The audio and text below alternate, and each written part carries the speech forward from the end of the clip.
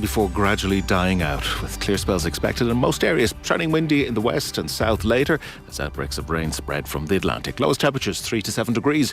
And now you're up to date on News Talk. The Newsround on Off the Ball. With Gillette, in association with Movember. Effortless shave, magnificent mow. This is News Talk. Now then, you're welcome along this evening. So Slight Tangent is going to come your way between 8 and 9 o'clock. This hour we have Wednesday Night Rugby. Chris Jones of the BBC will assess mixed November for England, Scotland and Wales. On the football show, really good piece with Jerry Longman of the New York Times. He's a best-selling author and he will talk about the Iranian players' protest and why the reaction across Iran is more complicated than we might have thought at first glance. Plus, Jean-Philippe Leclerc, he is of L'Equipe. He will talk to us about France's first outing last night, where they did the necessary against Australia. Unlike, of course, Michael McCarthy, Germany today, Argentina yesterday. We're having some upsets. We've had three hammer-ins. Yeah, and we've had from three of the favourites, and then two of the other favourites have been upset and beaten. It's like there's no in between. Yeah. Really, from what we've seen so far. But the Japan-Germany game was amazing today. So Germany, as I was saying, like the lads outside, because I was on, you're kind of working, you're sort of half watching, watch as much as possible. I was like, am I right in saying Germany are well on top here? Oh, they should be 6 up. Yeah, is what I heard. 1-0 penalty, goal disallowed. Very eerily similar to Argentina, Saudi Arabia, actually. Yeah. But Japan, I was watching way more of the second half, and Japan were just coming into it. Neuer made an amazing save right before Japan scored, about 5 minutes before, and then they score from a rebound. Neuer, don't think he did too well, to be honest. He parried out into the penalty spot almost. And then the second goal was amazing. And it was just this... It was a great World Cup moment. We're quite negative about the World Cup, but you do still get caught up in the moment. And as Germany Neuer's going up for corners in the last the last 2 or 3 minutes, and the sub goalkeeper is the prominent person on the sideline in fine World Cup tradition as they wait to celebrate, as the subs wait to invade the field on the final whistle. So yeah, it puts Germany in a tough position because Spain won 7-0 and that's not an easy group. Spain but outside, like, a day like that is amazing. Like, don't forget, like, Japan's last thing in the World Cup was conceding a last second goal to Belgium in the last 16 4 years ago. Like when they were it was about to go to penalties and they conceded. Much to Ronnie Whelan's chagrin, people remember he didn't think that they should be trying to score a winner in a draw match. So it's honestly one of my favourite pieces of commentary of all time. He was so angry. But, that was a horrible way to go out. And then they go and beat Germany the next time they play in a World Cup. It's class. So after 9 o'clock, just to put some meat in the bone, Jeremy Longman is of the New York Times, his best-selling author, and he's been covering the situation in Iran, which, as I'm sure most of us know at this stage, really kicked off back in September with the death of 22-year-old Mahsa Amini. She died in police custody, reportedly beaten in a police truck, and after being arrested by the morality police. And so her funeral kicked off these widespread protests, headscarves ripped off, hijabs burned, women were cutting their hair. It morphed into a protest beyond the funeral, and the crackdown and the reaction from the Iranian Authority obviously has been swift and brutal. Over 400 deaths, the latest estimate from various human rights watchdogs. So the Iranian players didn't sing the anthem on Monday, and we saw the crowd boo the anthem, and we saw that great shot of the woman in the crowd, the fan in the crowd, applauding her team not singing the anthem, and it was seen as a fairly uncomplicated moment of players and people together against authorities. And so, as Jerry will explain later on, it seems to be a bit more complicated than that. So there is a huge groundswell of opinion in Iran that the players should not be there at all, that they should not have gone to this World Cup. And the reports after the game on Monday are of celebrations when all the England goals went in, and of scenes where people are on motorbikes driving around honking their horns and screaming 6 with joy as in England scored 6 goals. So initially I think we'd all assumed, well, there's a sense there that any embarrassment for Iran at large is an embarrassment to the authorities. So it's good that the team were beaten and that Iran looks, it's foolish on the international stage, and therefore the authorities look foolish. But it's hard now to discern whether it's that or whether there's even a degree of, well, you can not sing during the national anthem. We don't really care. The fact that you're there at all is wrong, and so we're delighted you got spanked. So it's a really nuanced and difficult to know what the truth is kind of a conversation. Jerry will join us later on and explain all, but it's not as straightforward as we thought maybe on Monday. Did you hear Carlos Queiroz's press conference after the England game? I'm trying to avoid Carlos Queiroz at the moment, but you got enough of us last week. I did. No, he. I think a few of his quotes were picked up wrong because he was talking about those fans who were celebrating England scoring, and he says, like, listen, if that's the way you're going to behave, then don't turn up to the games. And he has been misquoted because I think that was in reference to those kind of fans and not necessarily in reference to those who were booing the anthem. Okay. So there's been a bit of a crosswire situation there. And also he was asked about the players' protest and them not singing the anthem. And he doesn't really want them to get, he wants essentially them, and to a degree you can understand this, to concentrate on football only matters. But he says that the pressure that they're under at the moment to either protest or not protest, one way or the other, he used ill-advisedly, and granted he's speaking in a second or third language, he said they're going to be killed either way. Yeah. And no matter what protest or what non-protest they come out and make, they're in a really, really rotten position, the players at the moment. And you can understand why a team that's under that duress can succumb to a defeat like they did the other day, and will probably do so again during the competition. And just to a degree, even though it's a World Cup finals, just don't want to be there. And it's probably the last place they want to be right now. And if you factor in as well the fact that Iran, if we're basing, sanctions and the Russia situation, like you're talking about a country who's providing drones to Russia to go and attack Ukraine. Like on that basis alone, they probably shouldn't be there. But also you factor in the protests back home, and it's a really difficult situation for the players to try and juggle while also playing 3 football matches. Yeah, for sure. I mean, I think our sense on Monday, not least when we saw the woman in the crowd applauding with tears in her eyes, was that this was an amazingly powerful moment and one of great unity with the Iranian football team and its people. But it turns out that may not be the case as of outlined. So Sherry Lockman will join us of the New York Times after 9 on the football show, and we'll be talking France last night. Mbappe was electric. Oh, Mbappe. This is going to be a hell of a World Cup. He was looking very, very, very good. You're gasping there, Richie. Steve McCarthy? You're gasping there, Michael. Canada missed penalty. Well, because Kevin Kilbane won't be happy.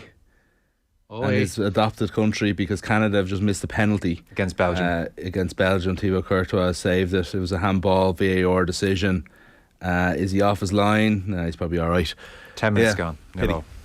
So Canada missing an early penalty there. Like I said, we'll be talking France as well. Mbappe was amazing. And Giroud, we talked a little bit about last night, Joe, equalling the record. And we were saying, I don't know if you'd agree, equalling Henry's record as the highest male French goal scorer of all time.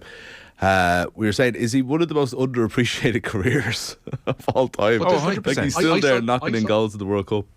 I saw this point being made, and somebody, I don't know if it was one of the Spanish football journalists, I think, saying last night, like it's really, I don't know, it's condescending to describe him as being, underrated. He's had a brilliant career and he's played for some excellent clubs. You talk about him as if France have picked this guy from League One. Like, I don't know, like he's Steve Bull or something like that in the England 1990 squad, where it's like, didn't he do well to get as far as he did? He's played for Arsenal, Chelsea and AC Milan and done brilliantly at all of them. But the fact that he's been able to take that into the international realm with such gusto is brilliant. I think he's underrated. I think you can still say he's underrated having played for those clubs. Like, I feel like he was a maligned figure when he played in the Premier League, even at Arsenal, even at Chelsea, winning FA Cups for both. Champions League, Chelsea... Is he still there? I'm not sure if he was on that team, actually.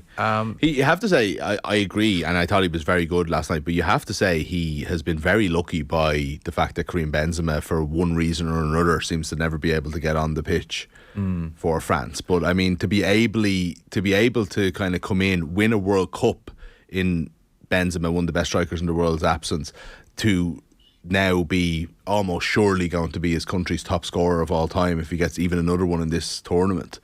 That was the shock. Absolutely underappreciated. I couldn't believe that last night when I saw 51. I'll be honest, Olivier, I've missed about 45 of them. I feel bad about that because it turns out you're an international goal scoring phenom. So the 51 blew me away. I mean, Gavin Cooney made a point last night that this is bad news for France. They only win World Cups when their strikers can't score. okay. Or they don't have strikers. Hello, Stefan Gievers. It was interesting watching on the BBC, certainly anyway. They had this really good feature on Mbappe ahead of kickoff, and he's not lacking in confidence, Mbappe. I think that's fair to say. He speaks reasonable English as well, I hadn't realised. And he was letting everybody know in the interview that 4 years ago, he was of a level and really good. Now I am a superstar, he said several times. Now I am a superstar. And there's no two ways about it. But then he went out and delivered. I mean, the electricity when he touches the ball is just incredible. Yeah. There's brilliant photos from Steve McCarthy from Sports File. I don't know if people who saw them. They're essentially like the Maradona 82 against Belgium, albeit in this case it wasn't from a free kick, an indirect free kick that he ends up losing the ball. But regardless, he's asking for trouble in that France side anyway, because there was a couple of incidents last night wherein he has decided that he's taking all the set pieces. I don't know if you noticed that. He's taking free kicks, he's taking corners. That's on his insistence and his insistence alone. And he was lacking certainly in a number of incidents there last night. And that is something that could rear its ugly head later on in the tournament for sure. I saw that photo as well. I didn't see the context. That struck me as similar-ish to the Maradona one, just the way the Australians were lined up. It was almost off a corner or off some kind of set piece, just the way they were two perfectly lined up, no? Can we not just enjoy the mystery? You're right, sorry. We don't have to check. I'd say, Richie didn't need to, myth bust the Belgium photo from '86 either. No, we all know, right. Sorry, we just don't like to think about it. That is churlish of me to even say that about the Both of you. You're as bad as each other. I apologise, actually. Joyless. The Newsround brought to you with Gillette in association with Movember. Effortless shave, magnificent mow. You can sign up or donate now at Movember.com. Like I said, a slight tangent between 8 and 9. We'll talk to Chris Jones of the BBC about England, Wales and Scotland in the rugby 7:30. We sort of figured we've talked enough Ireland over the last number of days, and there's plenty of Ireland analysis over the last number of days across the schedule. So Chris will fill us in on, like I said, England in particular, Scotland and Wales as well. Richie, you're starting with World Cup. So Spain, they were genuinely, really eye-catchingly good. Yeah, we should counteract that with Costa Rica weren't very good, but Spain have certainly laid down a marker in their opening Group E game at the World Cup. Ferran Torres scored twice as Luis Enrique's side thrashed Costa Rica by 7-0 in Doha. It's the biggest win at a World Cup finals since 2010. There was a major shock in Group E's other game earlier this afternoon. Goals from substitutes Ritsu Doan and Takuma Asano saw Japan come from a goal down to beat Germany 2-1. Germany faced Spain on Sunday with their future in the competition very much on the line there. Prior to today's game, German players covered their mouths for the team photo in protest at FIFA banning captain Manuel Neuer from wearing the One Love armband. They released a statement during the game saying human rights are non-negotiable and they wanted their voices to be heard. There was also a third goalless draw of the competition this morning, this time in Group F, with Croatia and Morocco drawing a blank. And of course that 7 p.m. start to the group's other game, and it remains Belgium 0, Canada 0. Alphonso Davies seeing a penalty saved by Thibaut Courtois. And further to that France performance last night, Lucas Hernandez has been ruled out of the rest of the tournament. He suffered a cruciate knee ligament injury while playing for France in their 4-1 win over Australia. Yikes, not good. That's not great.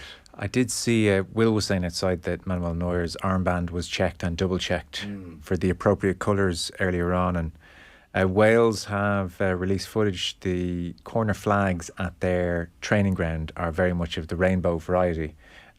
This, I suppose, not insignificant when we're seeing reporters. There was a Danish reporter, the latest, who was wearing a rainbow armband of some kind, and he was stopped and accosted and told you can't wear that, just filming on the street, so Grant it is Wall all led into the stadium, the US yesterday reporter, Grant Wall, there was a lot of this, the so bucket hats that some Welsh fans were wearing that were rainbows. They were obviously denied coming into the stadium it's as well. bubbling away. I thought the German protest was very clever. It was such a succinct gesture, such a brilliant summation. We've been gagged here of quite a complicated couple of days. I thought whoever came up with that was really smart. It was really good. And it was a good statement to go along with it. It was more than just taking a knee. It was, it had, they could have done some kind, I don't know if, I don't think you can really do the Black Power salute in that instance. You could take the knee, I suppose. But we've been gagged. Yeah, it was brilliant. It was quite an elegant response. We were kind of all quite struck yesterday. I don't know if you saw this, Joe. You weren't in. Jan Vertonghen to give a press conference where he talked. He said, "I've never felt like this before." I don't have the exact words, Richie. You might remember them, but he was like, "You have them." No, he was saying that. Basically that we're being controlled, yes, and that we're not allowed to say what we want to say in the international stage. And if that's the case, then where exactly are we in terms of international football? And it was really well described, I thought, by Vertonghen yesterday in his press conference, and saying, "I've never felt like this before." Like this is that I think that for all the criticism we gave of England, and not to relitigate that, but I do feel like there's an awful lot of pressure coming on these players, and they're kind of, I think there might be an element of shock to how strongly FIFA and or Qatar are coming down on all of this. That the threat of a yellow card might not have actually been all it was. So Vertonghen's statement was very, very strong. But I think Germany, I think you're dead right. I think they did something really original that was incredibly strong in its symbolism. And fair play to them, because that's all they could do in this situation. Yeah. For the first time in his life, mark it down, 19 minutes in the game between Belgium and Canada, Kevin De Bruyne's vision let him down. He was racing through in real De Bruyne fashion, when he gets a gallop on. He was racing through, and there was one Belgian player to his left who was being marked, and there was a Belgian player to his right who was completely free. And he didn't see the player to his right and tried to play the difficult ball to the Belgian player on his left who was marked, and it didn't happen. And then he looked around, and I think he's as shocked as all of us that he didn't see the player to his right. Dare I ask, was the player on his right Batshuayi? No, I don't think so. I don't think so. And he wasn't impressed either, the player to his right. So, Rich, I'll let you rattle through a few. Yeah, the Glazer family last night confirmed their intention to seek outside investment in Manchester United. That could lead to the club sale, ending an unpopular 17-year reign by the Glazers. They purchased the club for £790 million in 2005, which saddled the club with a debt that now stands in excess of £500 million. In a statement last night, the club said the Glazers would explore a number of options, including new investment into the club, a sale, or other transactions involving the company. The Rain Group, which oversaw Roman Abramovich's sale of Chelsea to Todd Bowley, will act as executive financial advisor there. While Cristiano Ronaldo has been banned for 2 matches by the Football Association and fined £50,000 for that incident in which he knocked a phone out of a fan's hand in a game against Everton, the forward, who has now, of course, left Manchester United, was involved in an altercation with a 14-year-old boy back in April. The suspension will be transferred when Ronaldo joins a new club, but doesn't count, of course, at the World Cup. Well, I think we'd all like to commend the FA for such a swift response to the incident in April. They really got to the bottom of that nice and quickly. Well done. Sorry, the day after it became irrelevant, they were like, "Oh, we have a settlement. This is just coincidence." That is strange. So Manchester United for sale, very interesting. We'll do a piece on this, I'm sure, in the coming days. Ron O'Gara, meanwhile, he's in trouble again. He's been handed a 10-week suspension by the French National League today. The La Rochelle head coach has also been fined €20,000, with 5,000 of that suspended for the use of abusive or defamatory language towards match officials and for bringing the game into disrepute. O'Gara won't be involved for his club again until January 30th, meaning he misses all 4 of their Heineken Champions Cup pool games. And when he returns, O'Gara will have been suspended for a total of 16 weeks this season alone. Yeah, I mean, has he... Presumably, are we asking about this in the show? We haven't? I'm not sure. I'm sure it's come up. Yeah, I'm sure it has. I presume he says, "Yeah, no, I won't have to. I'll have to stop doing that." And then Richie is with us the next evening, bringing us more news. Yeah, so, these things could be coincidental and just of the moment. I think. But he could be. How do you know he's not a hounded figure that the authorities have it in from now? Well, because I don't think he's been forced down from the stands. That's the thing about France, is that the coaches are on the sidelines and they're not up in their coaches' boxes. And I think he's lost the run of himself by his own admission. Fair I think enough. 1 or 2 times, and he has broached it on the show before. Yeah, of course, relatively recently. And look, when he takes over England, he's going to be up in the skybox, so he won't be getting himself in trouble. One of the emails into a slight tangent at offtheball.com is, as mature as we all are now and everything. Huh? Are we really ready for a last-minute winner, a last-minute Owen Farrell kick for England to beat Ireland at Twickenham on Paddy's Day, and for O'Gara to be in his white tracksuit pumping his fist? Are we ready for that? With the red rose. Yeah, kissing the rose. Are we ready for that? I'll hold me wished until after 8 o'clock. Richie, are you ready for that, really? I've just, you've already put it in my head that I'm going to put Kiss from a Rose by Seal to the resultant montage. So thank you for the idea, nonetheless. No, there was a very good email to that effect into a slight tangent. So we'll discuss that in due course. Meanwhile, one last story, if we can. Pep Guardiola's hanging around. Yeah, he says he can't be in a better place than Manchester City. He has signed a new 2-year deal to remain as City manager and will stay there until the summer of 2025. Guardiola's deal was due to expire at the end of this season, and he previously spoken, of course, about taking over a national side, possibly Brazil, possibly Spain. That all put to bed today. Okay, very good. Short and sweet this evening. Rich, thank you very much. Nice and lads. Michael, thank you. Cheers, folks.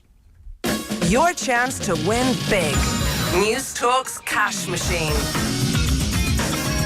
3 rollovers since Thursday. Someone missed their call again today. So if you've entered since 5 o'clock on Thursday, you're still in to win, but you must know the new number, which is 90,000. That's 90,364 euro 27 cents. Text play to 57557. Get your entry in by 3 o'clock tomorrow afternoon. And then across the Go Loud network of stations, Barry Dunn will make the call. If your phone rings, answer within 5 rings, the exact amount in euro and cents, and the cash is yours. So again, the new number is 90,364 euro 27 cents. Over 18s only, text cost €2.50, and you're playing across the Go Loud network of stations. Terms and conditions on newstalk.com. The News Round on Off the Ball. With Gillette, in association with Movember. Effortless shave, magnificent mo. Guaranteed Irish Business